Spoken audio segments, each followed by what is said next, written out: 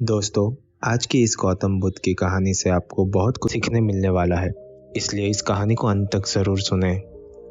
दोस्तों, एक बार गौतम बुद्ध अपने भिक्षुओं के साथ एक वृक्ष के नीचे बैठे विश्राम कर रहे थे। उस वृक्ष की छांव में बुद्ध अपने भिक्षुओं की जिज्ञासा दूर कर रहे थे। बुद्ध के सभी भिक्षु एक एक करके उनसे प्रश्न पूछ रहे थे और गौतम बुद्ध उनके प्रश्नों के उत्तर दे रहे थे। बुद्ध के उन भिक्षुओं में से कुछ भिक्षु ऐसे भी थे जो कुछ समय पहले ही संघ से जुड़े थे, जिसके कारण अभी उनके भीतर वह समझ पैदा नहीं हुई थी जो गौतम बुद्ध के प्रवचनों को समझ सके। गर्मियों का समय था, सूरज अपने चरम पर था और चारों तरफ धूप ही धूप थी। लेकिन उस वृक्ष के कारण बुद्ध और उनके सभी भिक्षु आराम से छांव में बैठे हुए थे। इतने में ही गौतम बुद्ध के एक भिक्षु की नज़र एक बूढ़े व्यक्ति पर पड़ती है जो उस वृक्ष के पास से ही गुजर रहा था। वह भिक्षु उस बूढ़े व्यक्ति को देखकर अचानक से ही हंसने लगता है। उस बूढ़े व्यक्ति की उम्र बहुत ज़्यादा हो गई थी, जिसके कारण उसकी कमर मुड़ गई थी। उस बूढ़े व्यक्ति के हाथ में एक डंडा था, जिसका सहारा लेकर वो बूढ़ा व्यक्ति अपनी मंजिल तक पहुंचने का प्रयास कर रहा था। उस बूढ़े व्यक्ति का शरीर केवल हड्डियों का एक ढांचा मात्र था। अपने भिक्षुओं को हंसता हुआ देखकर बुद्ध उनसे कहते हैं कि मेरे प्रिय भिक्षुओं, कृपा कर हंसो मत, क्योंकि जिस व्यक्ति को देखकर तुम अभी हंस रहे हो वो कोई साधारण व्यक्ति नहीं है, बल्कि वह व्यक्ति इसी क्षण तुम्हारे जीवन को रूपांतरित करने की क्षमता रखता है। जो आज तक मैं तुम्हें नहीं सिखा पाया, वह यह बूढ़ा व्यक्ति तुम्हें सिखा रहा है। इसके द्वारा दी गई सीख को बेकार ना करो। बुद्ध की यह बात सुनकर वह भिक्षु बुद्ध से कहता है कि मुझे क्षमा करे बुद्ध, पर मुझे ये समझ नहीं आ रहा कि जो बूढ़ा व्यक्ति खुद अपने शरीर और अपनी बीमारियों से लाचार है, वो मुझे क्या सिखा सकता है।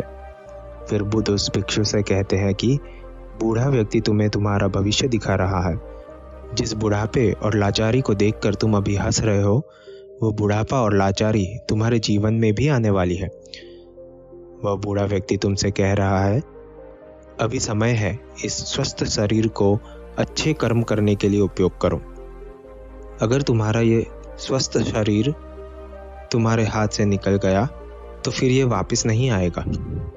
और अभी तुम्हारा ये शरीर सही से काम कर रहा है, जैसे कि तुम्हारे हाथ, पैर, आँख, कान और ये सभी चीज़ें सही से काम कर रही है। क्या ये छोटी बात है? और क्या तुम इसे मामूली सी बात समझ रहे हो? यह घटना कोई साधारण घटना नहीं थी जो अभी तुम्हारे साथ घटी, और यह घटना तुम्हारे जीवन को बदलने की क्षमता रखती है। ठीक इसी तरह की एक घटना ने मेरा जीवन बदला था, और इसी तरह की घटना के कारण आज मैं बुद्ध हूँ। फिर वह भिक्षु बुद्ध से कहता है कि क्षमा करे बुद्ध, परंतु मेरे मन में यह विचार ही नहीं आया कि मैं उस बूढ़े व्यक्ति से कुछ सीख सकता हूँ। उसे देखकर केवल मुझे हंसी आ गई। ऐसा इसलिए हुआ क्योंकि तुम्हें अपने भीतर कहीं ना कहीं लगता है कि जिस स्थिति में आज वो बूढ़ा व्यक्ति है, उस स्थिति में तुम कभी नहीं आओगे। जिस बुढ़ापे और लाचारी का सामना आज वो बूढ़ा व्यक्ति कर रहा है, तुम्हें लगता है कि उसका सामना तुम कभी नहीं करोगे, इसलिए तुम उस बूढ़े व्यक्ति को देखकर हंस पाए। तुमने सच्चाई को नज़रअंदाज कर दिया। अगर तुम सच्चाई को देख लेते तो चाहकर भी अपने आंखों से आंसुओं को नहीं रोक पाते, परंतु तुमने सत्य को अनदेखा कर दिया और तुम बहुत बड़ी संभावना से चूक गए। बुद्ध की ये बातें सुन वो भिक्षु बुद्ध से क्षमा मांगता है और ये निश्चय करता है कि वह अपने स्वास्थ्य का उपयोग अपने अहंकार को बढ़ाने में नहीं, बल्कि परम सत्य को पाने में करेगा। दोस्तों, जो लोग इस कहानी को सुन रहे हैं, हो सकता है कि आप बड़ी बड़ी समस्याओं में हो, या हो सकता है कि आप परेशानियों में हो, लेकिन फिर भी एक बात हमेशा ध्यान रखना कि जब तक आपका स्वास्थ्य ठीक है, तब तक आप किसी भी बड़ी से बड़ी समस्या से बाहर आ सकते हैं।